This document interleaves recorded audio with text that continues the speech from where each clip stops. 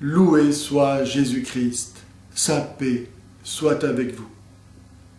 Le 3 décembre dernier, M. Nicolas Sarkozy, chef de l'État français, était en visite à Alger. Il a notamment rencontré un parterre de chefs d'entreprise français et algériens. Et à cette occasion, il a cru devoir donner à ses hôtes des gages de soumission à l'islamiquement correct. Dans le discours qu'il leur a adressé, nous lisons en effet ceci. Quand on menace un arabe, un musulman ou un juif en France, on menace la République. Mais il y a dans cette phrase un amalgame, une confusion énorme entre ce qui relève de la nature et ce qui relève de la liberté. Être arabe ou juif ne relève en rien de la volonté ou de la liberté de qui est arabe ou juif. C'est un fait de nature. On n'y peut rien. C'est comme ça. C'est un don qui nous précède. Et c'est pourquoi aussi, il est parfaitement injuste de reprocher à quelqu'un sa race, parce qu'il en est parfaitement innocent. Par contre, être musulman relève en principe d'un choix libre et personnel. L'islam se présentant comme une religion, c'est-à-dire offrant une certaine conception de Dieu, de l'homme et du monde que chacun est libre d'identifier avec la vérité ou pas. Et parce que cette identification relève du travail de la réflexion, elle doit être soumise à l'examen critique de la raison. Or, M. Nicolas Sarkozy interdit de critiquer l'islam. En France, personne encore n'est obligé d'être musulman. Encore que dans certains quartiers, ça ne doit pas être si évident que ça. Et chacun a le droit d'exprimer les raisons pour lesquelles il estime que l'islam n'est pas la vérité qu'il prétend être.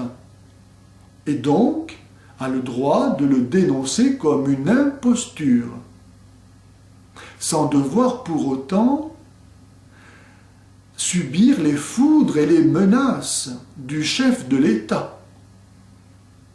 En effet, M. Nicolas Sarkozy continue un peu plus loin en disant « Le racisme, l'islamophobie, l'antisémitisme ne s'expliquent pas. Ils se combattent.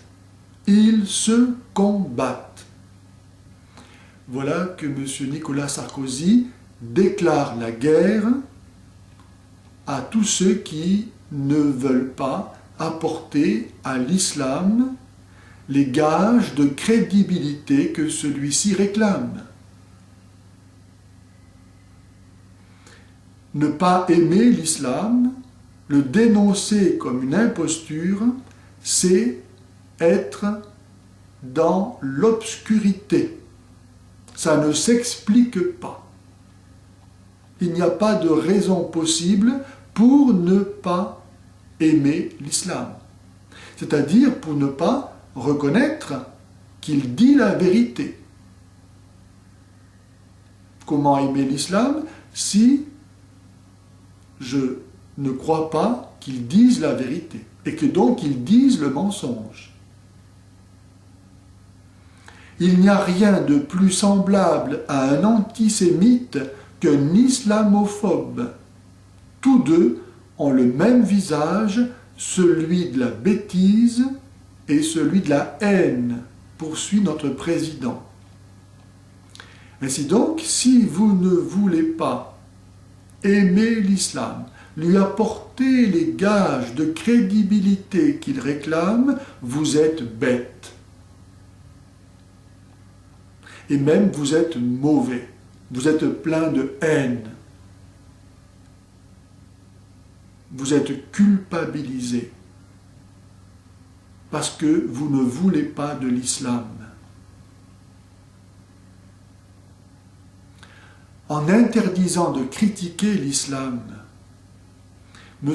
Nicolas Sarkozy s'est non seulement fait l'ennemi de la liberté de penser et donc de la dignité humaine, qu'il prétend par ailleurs pourtant défendre, mais encore il s'est fait un vecteur puissant de l'islamisation de notre pays.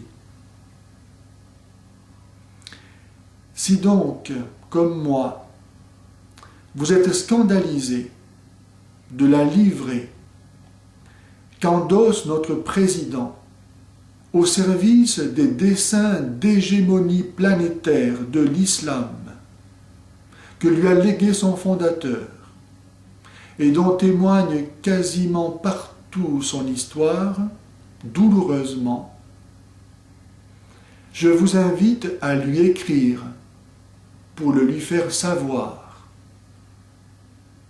Si nous ne faisons rien maintenant, il ne faudra pas s'étonner d'être demain dans un pays musulman régi par la charia.